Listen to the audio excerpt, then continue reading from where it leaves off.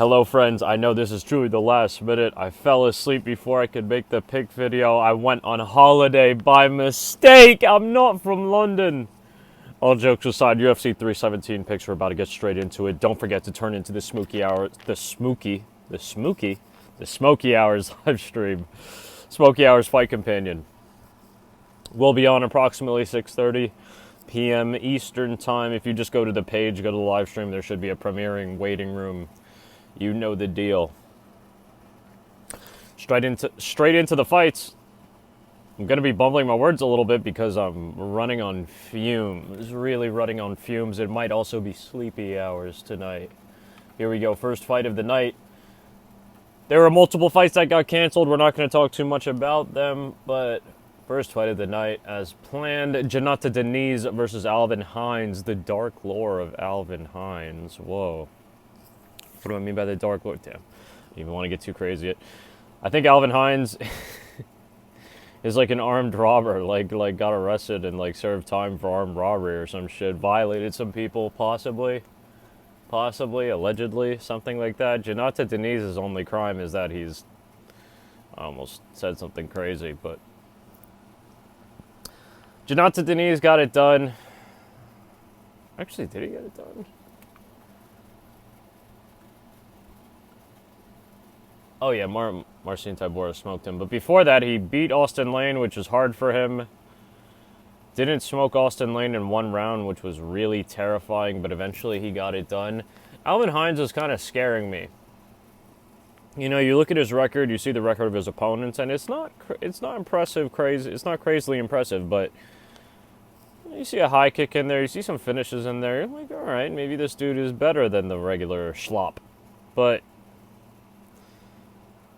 if you even watch his last fight, which some people say was like a bit of a dive, it's questionable. His opponent's actions were questionable, and the way he went down was questionable. I think it was legit. Man got head kicked 3 times.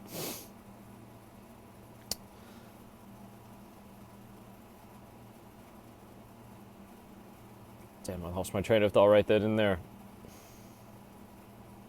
Ultimately, my final thoughts are that Alvin Hines is actually just a replacement, a body, and he's going to be treated as such. Low-key a sacrifice. This is kind of a layup for Jonata Deniz. Very spooky. Moving on, a fight that I'm barely going to go over. Niko Price versus Jacoby Smith. Jacoby Smith a little hyped coming in here and facing a in poor form Niko Price. Man is the biggest favorite on the card. Talking about Jacoby Smith.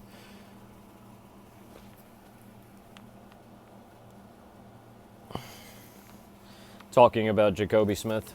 Also, if you hear a little bit of noise rattling in the background, wind blowing, that is my AC. I think Jacoby Smith will get it done, honestly, just his time. He should get it done, right? That's why the UFC gave him that matchup. Moving on. T-Rex, Terrence McKinney versus Vyacheslav Borshchev, a.k.a. Slava Claus. This is fucking spooky hours, man. Been a little bit back and forth on this one. Not too much, though. Ultimately, I'm going to stay with my initial pick, my instinctual pick, which was Slava Claus. This is an interesting one because T-Rex, if he's at the top of his game, I think probably smokes Slava Claus in 1. But when he's not, I think Slava Claus beats him pretty much other than that. Like, even going to decision, but Terrence McKinney, I'm not going to say he struggled to make weight this time. They brought out the little current and stuff. That was regular. But we've seen T-Rex put away. We've seen T-Rex flatline type shit. And Slava Claus actually can rip people with some nasty punches, some nasty boxing combos to the head, to the body, sometimes starting at the body, finishing at the head. Like, going a little bit crazy. I'm actually going to take my son Slava Claus to win this one by KO TKO in round 1 or 2. Not going to be a recap at the end of this one, so I'm just going to rattle off round and method of victory picks as well at the end. Moving on. Viviane Araújo versus Tracy Cortez. Tracy Cortez, we meet again. Now, Tracy Cortez will be looking to bounce back from her last loss. Got humbled a little bit by Rose Namajunas. I hope the audio is not fucking fried in this shit. Got humbled a little bit by Rose Namajunas. And people shit on her for wearing some fake eyelashes. I don't give a fuck about the fake eyelashes. It was in my recap video, actually, one of the better recap videos of its time and still today. But I actually defended Tracy Cortez hard body on that shit. I think it goes back to the old adage, you look good, you feel good, you play good. And if you play good, they pay good. Maybe not the UFC, but I believe in that. Tracy Cortez wants to wear, any woman wants to wear fake eyelashes, whatever the fuck, when they fight. Let them, honestly. It's up to them. It might help. Tracy Cortez is going to be the pick there by decision. Going the distance. Even though the money on that is kind of shifted around. Some of the money has been doing some funny stuff. Funny stuff this morning, actually. I feel like Tracy Cortez's line closed, actually, as well as the over 2.5. Moving on, Haider Emil versus Jose Delgado. Again, spooky. It's going to be spooky hours for a little bit, actually, in this shit. Haider Emil has been getting it done. We've been picking the man on this channel. He gets it done. He usually gets it done in somewhat ruthless fashion, too. Man is relentless. He is relentless. He can take some shots. He can go the distance. He can take more than a few shots, actually. Man has a pretty good chin. Pretty good gas tank. Weaponizes his chin more than the gas tank, I think, honestly. Which is why I'm going with Jose Delgado in this one, man. I usually would go with Haider Emil. No bullshit. I've switched back and forth on this one a lot more. And I'm still a little bit tentative on Jose Delgado. Just a lot more of an unknown. I think, man, murked Connor Matthews. If I'm not mistaken, that was his debut. He did smoke Connor Matthews, as he was supposed to. He was expected to smoke Connor Matthews. Jose Delgado, minor favorite in this one. That's actually a little bit interesting to me, considering that Haider Emil is just a little bit proven. I wonder if people think what I think, which is that Haider's good, but he comes forward and he takes shots, and he's going to come forward and he's going to take shots. I don't know if Jose Delgado's shots are the ones that you can take. Pause. Play, not pause. I just thought it would be funny to throw pause in there, but there's nothing pause about that. Jose Delgado, round 2 KO TKO is the pick. I won't be surprised if Haider Emil bugs out, though. That would just be the Haider Emil upset that he kind of is known for now. As man has hit some shit as an underdog before, and he finds himself an underdog again. In probably a fight that's a little closer than his previous two, but maybe not. If I truly think that he's going to get knocked out, then maybe not. But also, me thinking Haider is going to get knocked out is because of, one, cumulative damage combined with fight style. You know, he has taken punches, and he does take punches when he fights. Combined with his opponent, Jose Delgado, a little bit stronger of a striker. A little bit longer. Moving on. Jose Delgado, round 2, KO TKO. Hopefully this is nice and quick. It might seem like I'm low energy. I feel like I can hear it in my own voice again. As soon as I post this video, as soon as I start uploading this video, rather. It's not going to be a description or anything in there because I'm going to fucking pass out. I have an alarm set for 6:15. I meant to get home immediately around 1 p.m. rather. Make the pick video like I'm doing now as soon as possible and get some real sleep, but nah. That ship has sailed. Moving on, Jack the Joker Hermanson versus RoboCop, Gregory Rodriguez, excuse me. Going with Gregory. I'm going with RoboCop. RoboCop's done me well, and I'm not going to falter. I say that word falter because, one, money has come in on Jack heavy this morning, actually, I feel like. Gregory, I think, was like minus 220 or 230 even, like, last night. And when I woke up, man, it was like 195. I was like, whoa, minus 195. Spooky hours. You know what's going on there. I do like Gregory's game. I like Gregory's strength. Jack is tough as a motherfucker, though. And he can grapple. Jack would be like a surprisingly decent like counter, like sponge to what Gregory can offer, which is scary, but I'm gonna have faith. I'm gonna go with Gregory Rodriguez. I'm gonna say he wins this one by decision or KO TKO, early KO TKO. I think if that fight goes past halfway, over 1.5, it goes the distance. Moving on, again, fucking horrifying spooky hours. Payne Talbot versus Felipe Lima. Spooky hours continues. The Jungle Boy Felipe Lima. Man's played around in the weight classes, not really by his own design, you know, taking fights, taking tough fights, smoking on Muhammad Naimov. Smoking on Muhammad Naimov for the 2-time, actually. Payne Talbot trying to bounce back after the toughest, and was man undefeated before that? And first loss, I should say. First and only loss of his career. Payne Talbot got smoked by Raoni Barcelos. Dog walked. That shit was sad. What's even sadder is 90% of the MMA fan base, of the UFC fan base, seems to have turned coat completely on Payne Talbot. Payne Talbot was spooky hours, man.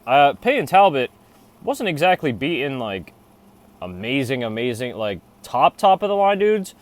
But there was a steady, observable increase in Payne Talbot's level of competition, you know, and his development. You could see him getting better. You could see him getting these finishes. It was nice, actually. You know, it got to the point where people were like, oh, shit, Payne Talbot's actually kind of a problem.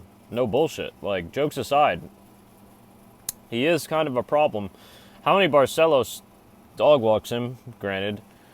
And now that's all changed. I guess, well, it is because man's ground game got exposed a little bit. But I think Payne Talbot is still a very fucking dangerous dude, and a lot of people are counting him out. I say all that, and I'm going to say this, though. I'm going with this man, Felipe Lima. Actually, by round 3 submission. That's the spookier part. It's not that I think Payne Talbot's dog shit. Gonna get finished brutally in that sense. I just think that Felipe I think Felipe is better than fucking Raoni Barcelos right now. So it is what it is. Felipe's younger than Raoni. Not than Payne, actually. I think they're the same age. Actually, Payne Talbot's slightly younger than Felipe Lima. I can see Felipe Lima putting in massive work here, low-key. And if not, still being able to kind of control and ride out Payne Talbot as Raoni Barcelos did. So I'll say either round 3 submission or decision for Felipe Lima. Again, don't sleep on Payne Talbot, man.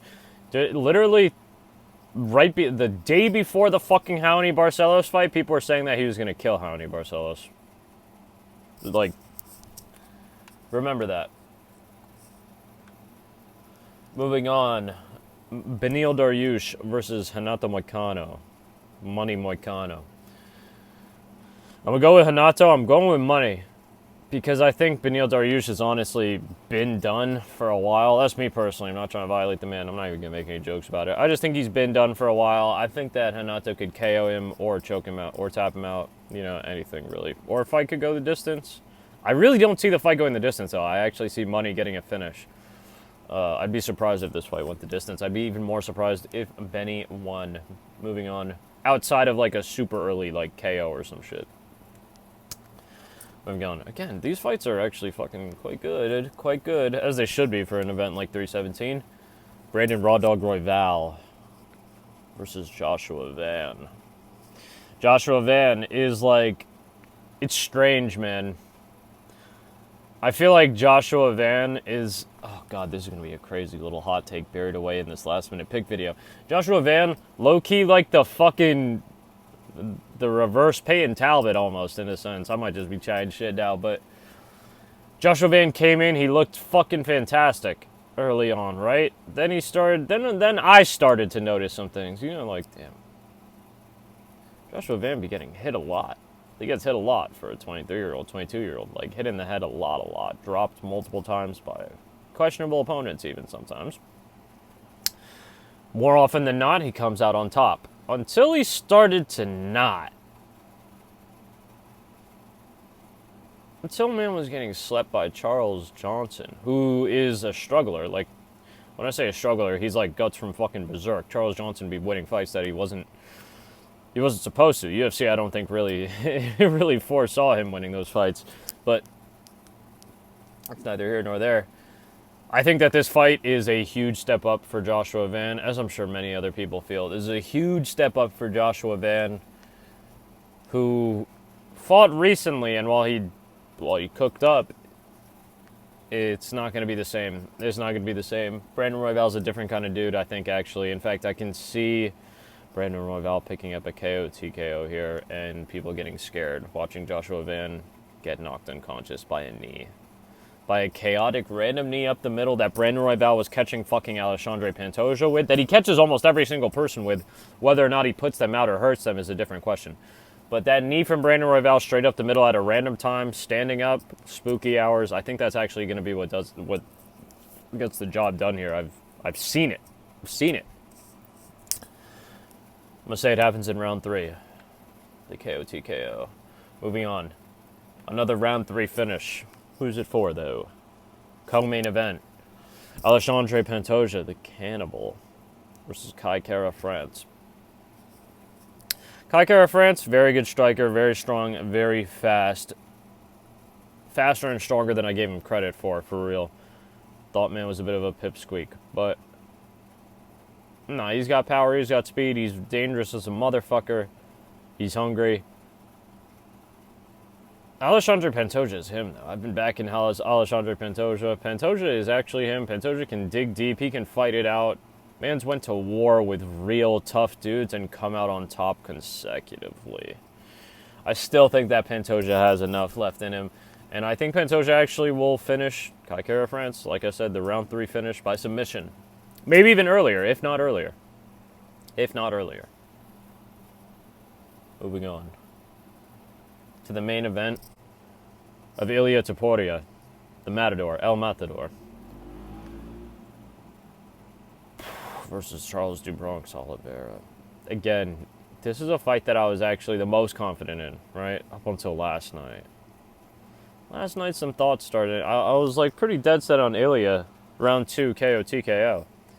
But some thoughts started creeping into my mind of Charles's size physically, his skill, his price tag at plus 300, at plus 300, I should say, if you can follow that. I'm still going to stick with Ilia. I'm still going to stick with Ilia by KO TKO in round 2. I do have a bet on Charles, though, because I think his price tag is too good to pass up. But I think this fight is a lot closer to a coin toss than people would like to admit. I don't think Ilia deserves the price tag that he has, which is a strong, strong favorite. You know, favorite, maybe, sure, because Charles does get hit. Charles puts himself in positions to be hit. He sometimes directly walks into hits. And Ilia hits hard. And on the defensive side, you know, if we're talking about Charles' strengths, you know, grappling and submitting people, Ilia started out as a grappler. People be forgetting. Like, people don't even know that shit, actually. Fuck people forget. Fuck people forget, man. People don't even know that shit. Man, Ilia was the grappler. Just somewhere along the way, he started knocking motherfuckers out and he never stopped. That's what happened. I think if the fight goes to the ground, Charles can both ride out 5 rounds. It's really more of can Ilia survive 5 rounds if Charles is on him like that on the ground. That's really what I think the question is, honestly. I think this fight is a lot spookier than it would entail. You know, I will state the obvious in case anybody is not caught up, but Ilia moving up in weight to take this fight, you know, he is going to be the smaller man. I don't know. But Charles gets hit, Charles gets dropped. I think that Ilia definitely is one that can drop and hurt. And then finish Charles if that happens. I woke up this morning. I wasn't too sure about that happening anymore, though. Not to say I don't think it's going to happen, or I think that the opposite's going to happen. The reverse of that's going to happen. Just don't know how positive I am anymore. Thank you for watching this one. Quick picks, ideally, under fucking 20 minutes. If it was under 10, I'd cry and scream and do other things, but tune in later tonight. Smoky Hours Fight Companion will always be here. Thank you to everyone who on this fine Sunday, Jesus Christ, that's how Friday I am. On this Friday, I said this fine Sunday, that's how Friday I am. I meant to say Saturday, and then when I went to go back and change that and say this fine Saturday, I was going to say this fried Saturday. I'm well and truly fried. But thank you to all of you kind people who reached out this morning on this fine Saturday while I was fried. After I stayed up all night, I was just still on my phone at my boy's crib.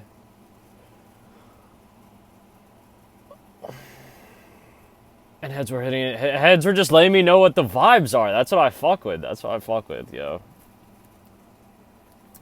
That's why I fuck with. Big shout out to Machiavelli. Big shout out to Jesus Hernandez.